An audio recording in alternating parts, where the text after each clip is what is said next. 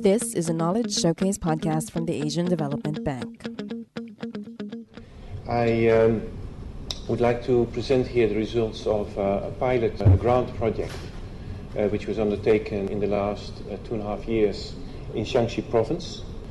I stand here actually on my own, but as Joey said, there's another sort of co-author here, which is Frank Radstake, sitting in the room, and that's not the only one. There were several other people working on this and working on the paper, and those other people were the people who really implemented, so I feel a bit humble to talk. Now let me see how far. Jared said it's very much about technology, see whether I get the technology right on this one. Yes, these are the people who worked on the project and who contributed to this paper. The project is a grant under a larger poverty alleviation project of the ADB in Shanxi province. Shanxi, like many other parts of North China, is faced with groundwater overuse. It's been discussed a lot. It's a matter of global concern, not of individual concerns. Groundwater use is still growing with 3%, 3.5% a year. 25%, but this actually 25% is in the most productive part of the province, in the plains, has a cone of depression which is getting deeper and deeper, which is overused. And on top of it, Shanxi is producing a lot of the coal in China, and that also has quite an effect on the groundwater situation because it causes pollution and also disturbs the geological layers. There was a big wake-up call, and that was when this little spout, which is more than 1,000 years old, on the everlasting spring was no longer flowing. The everlasting spring is in the Yingxi temple, not so far from Taiyuan, the provincial capital, and it was a sort of beacon of water being available. So when it stopped flowing, this was really something which set people thinking. On top of the overuse of groundwater, there's climate change. In Shanxi, the precipitation is getting less, and the temperature is increasing. So if the temperature increases, obviously there's more evaporation, but also there will be a little bit more cultivation as well. So all these things put more pressure on the water resource. So hence the grant, 0188. I think a lucky number. I think 8 is a lucky number in Chinese. There are 2 8s in this. So how good can it be? And the project was implemented, of course, with support of the Asian Development Bank, but also with funding, quite substantial funding from the Shanxi provincial government and the municipal and county government. I want to highlight a number of activities. Also, I want to highlight one activity, the first one, which actually was not funded from the grant, but which is also very relevant, and it was also done by the same team of people. That is Xingsu. That's the first case I want to explain. In Xingsu, a regulated groundwater system was introduced where all the wells are equipped with a device that makes the well only run with a swipe card. What happened in Xingsu County, there was a heavy decline of groundwater. The story that applies to many parts of the plain areas of Shanxi. There's about 1,500 wells, 11,000 hectares on the groundwater irrigation, and a decline for a long time in the last 5 years of the previous decade of 1.6 meters a year. What was done was something I found very spectacular, and I really find is an international good practice that deserves to be widely known. All the wells were equipped, like I said, with this system, these automatic systems which operate by swipe card. But that, of course, is not the only one, because the swipe card related to somebody's water quota. And the quota was set annually for farmers, for industries, for all the users in the county. And for instance, for farmers, it related to your land holding, the area where you were living, your family size, the number of livestock. Then you can use water within your quota. If you exceed it, you start to pay more. The price is already high, but if you go over your quota, it really becomes a pinch. And also, if people don't use all their quota, they can exchange it. Often it's done on an informal level within families, but this is also even traded a bit. The impact was, when this system became operational, after 2007, 2008, the response was that farmers started to do a lot better field water management.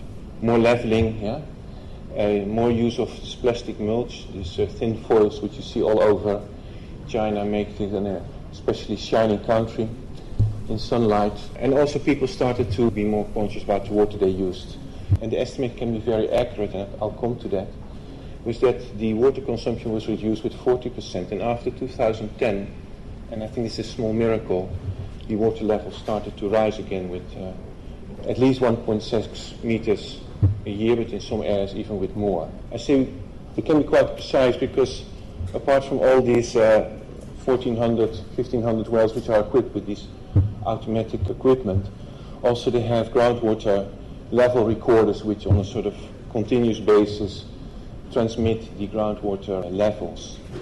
And also there's a central control room which is part of the whole setup where, you know, every farmer's sort of water consumption is being recorded. So that goes into the billing, but it also allows you to very precisely see how much water is being used. Like I say, I think this is a system that really deserves to be considered much more in other parts of the world, and also in urban settings. The grant project, I think, also is quite impressive. I came there basically when everything was up and running, so I cannot claim any credit for all this success. I'm only the messenger. What the grant project did, it introduced in 4 places controlled irrigation systems. And it relates a bit to what was on the last slide of the previous speaker, that when he was talking about the lady-grown cassava, that you probably see that the future of agriculture is also in getting more sophisticated and getting more high value and more controlled production. This is also in one of the lowland systems, Xixian, where a controlled drip system was introduced, including a filter to catch the sediment from the water, and in the corner something quite interesting, a frequency converter, which is a device usually used in industries. Even there it's quite new, which sort of adjusts the currency of your equipment to the current of your equipment to the demand for it, and it's also a great great energy saving device. Yeah? So Xixian, this was the one county in this grant project where this drip irrigation system was introduced. So first there was this sort of central unit with the filter, the frequency converter, a dual pipeline, so if one pipeline would be blocked you would still have a bypass at hand. And within the greenhouses, drip systems and fertigation units. All included, the cost was 6,000 yuan per mu. A mu is 1/16 of a hectare.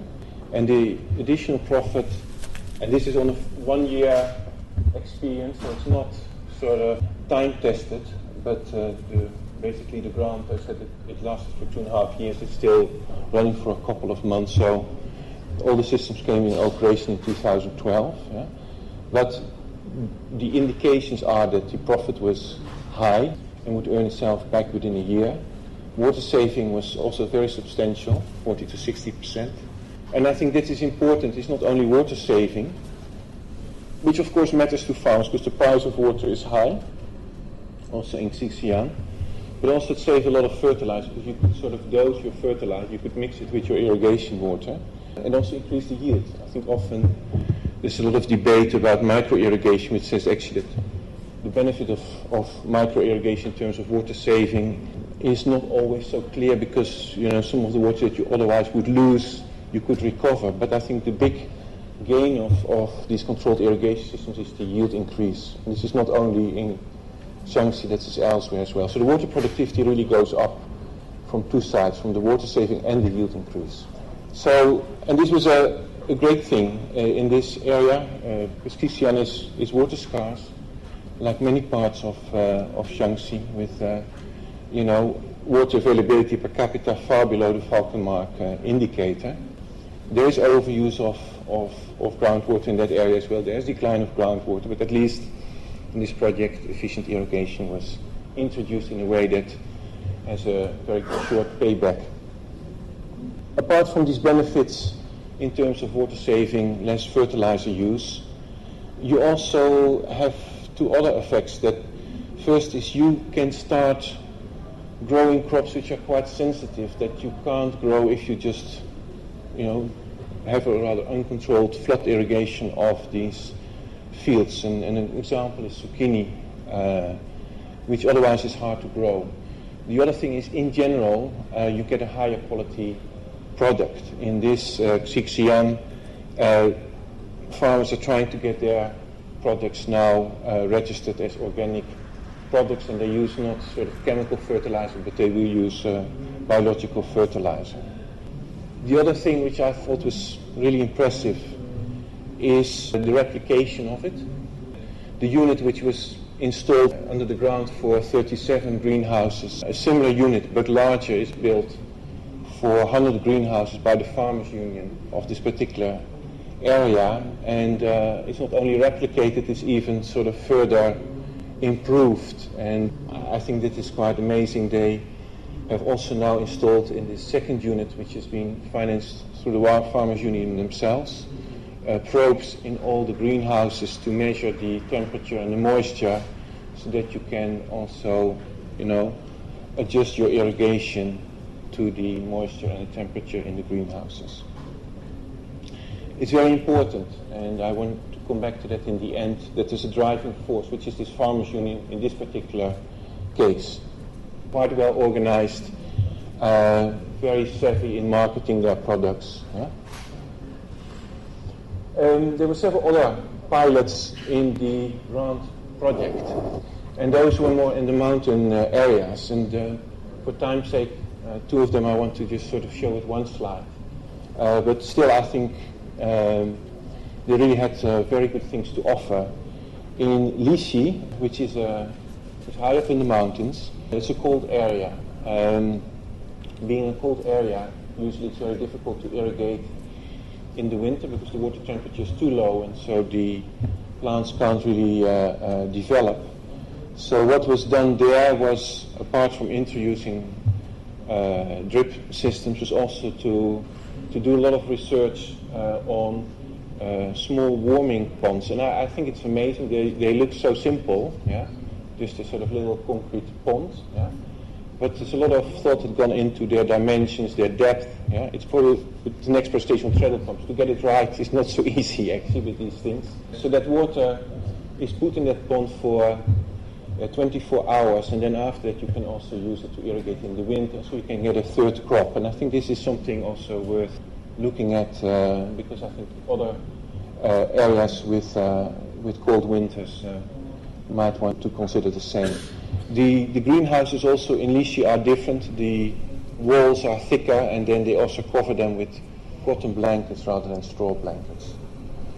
A second pilot to quickly mention is in Xi County. There a system was introduced of what they call spring irrigation. The water comes from a spring, but what they mean with spring irrigation is a small hose with a 0.8 millimeter diameter, which then feeds all these golden pears and apple plants, and this is in the Los Plateau. What is really interesting that this man was very excited, very thankful to the team, not me, Professor Fan and the others who had done this work, not so much only because of higher yields, etc., but also because of the labor saving. Because in China most farmers are in their 60s, yeah?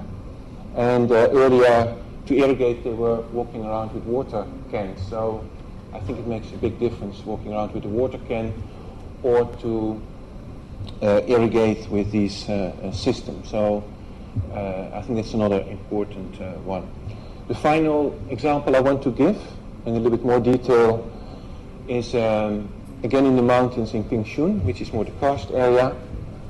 In that area, and I also have to say, all these things were discussed after a lot of discussion with farmers. So I think the grant project was been running for 2.5 years, but you also have to, apart from all the sort of designs and reconnaissance and etc., also you have to take into account that these are new things and they required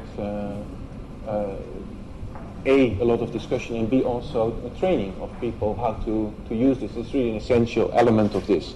Anyhow, in Pingxun, what is being introduced is these sort of little suspended bombshells which are hanging on these pipelines. These are micro sprinklers. So they irrigate. The micro sprinklers are very special, but I think the crop which is grown is even probably more special. That is a prickly ash, and prickly ash is quite common for the Sichuan peppers, but in this particular area they're being grown for their shoots, like tea leaves, and that's used as a fresh vegetable, but it's also used as a pickle. I'll come to that as well. So this is really a poor area with farm incomes at less than 3,000 yuan per year. Yeah? The main crops, like I said, prickly ash and walnuts, apart from some coarse cereals. What the project did was, and that was with the funds from the county, to develop the source, either from the river or from the mountain springs, to include a central unit, then have every unit, and every unit is a mesh tent. I should have probably explained that. Yeah? This is not a greenhouse. It's not plastic, which is not open. It has very, very small holes in it. So these mesh tents, yeah, which are roughly 1 mu, roughly the size of one farmer's land, all of them were equipped with a small water meter and a mixing system for fertilizer and pesticide. And then you have the micro sprinklers, which are suspended. And what they do first is when they irrigate, also they wash the aphids, yeah, the lice. And that's a really big problem for this particular crop. That's why they have the mesh tents.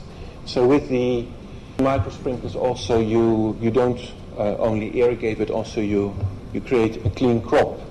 Again, water saving, substantial pesticide saving, substantial yield increase, also substantial. Yeah? It gives an annual additional income of 4,000 mu, which is, again, compares very well to the investment, and the investment includes the source development, because the investment just for the sprinkler system is only 1,500 mu per 1,500 yuan mu. In Xixian it was expanding. Also here it was expanding very much through the local government. They want to increase from 220 mu to 1,000 mu next year. Yeah? This is a really important element. And it matches more or less the story of the Farmers Union, which was a driving force in Xixian. This is a local enterprise. This local enterprise takes these prickly ash shoots and it develops it into a sauce, a chutney, and hence it ensures the marketing of this quite special crop. I mean, it's not something that, actually, there's only 3 areas in China where these can grow. And so this businessman, this is his new production line which he set up, and he's quite optimistic because he says he could easily accommodate twice the production. Yeah? And marketing is not a problem. It's a local businessman.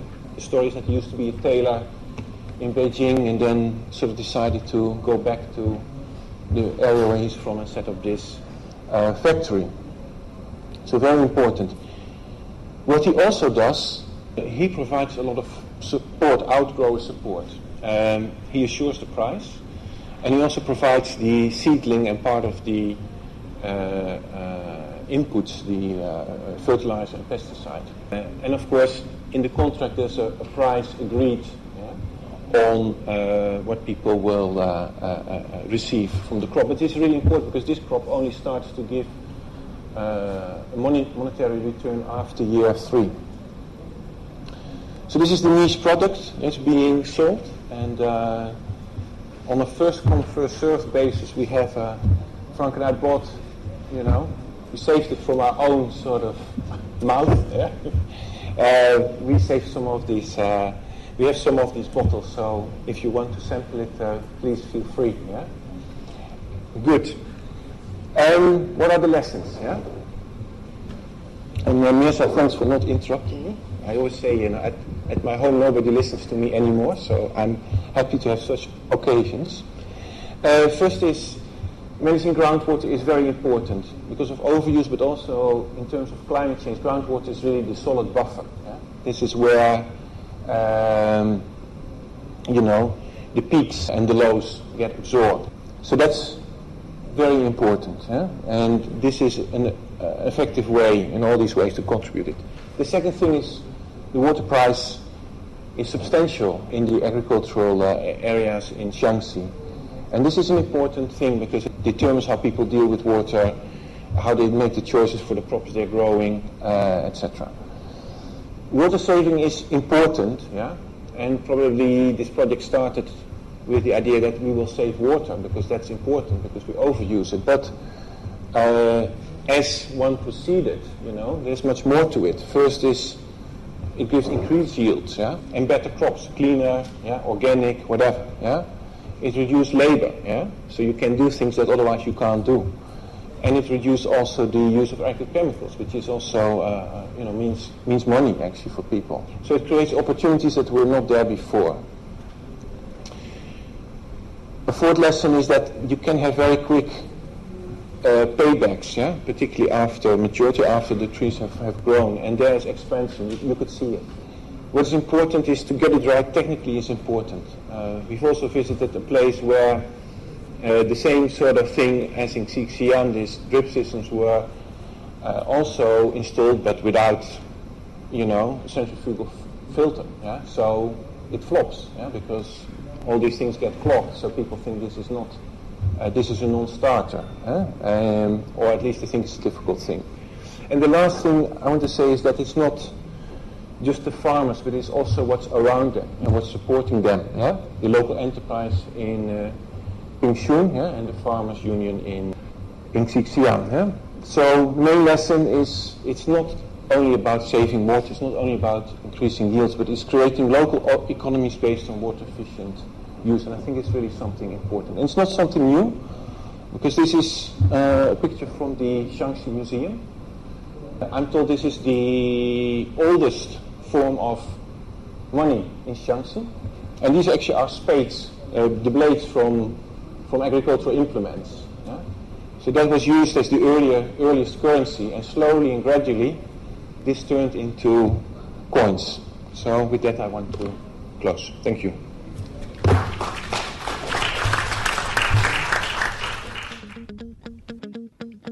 You've been listening to a Knowledge Showcase podcast from the Asian Development Bank.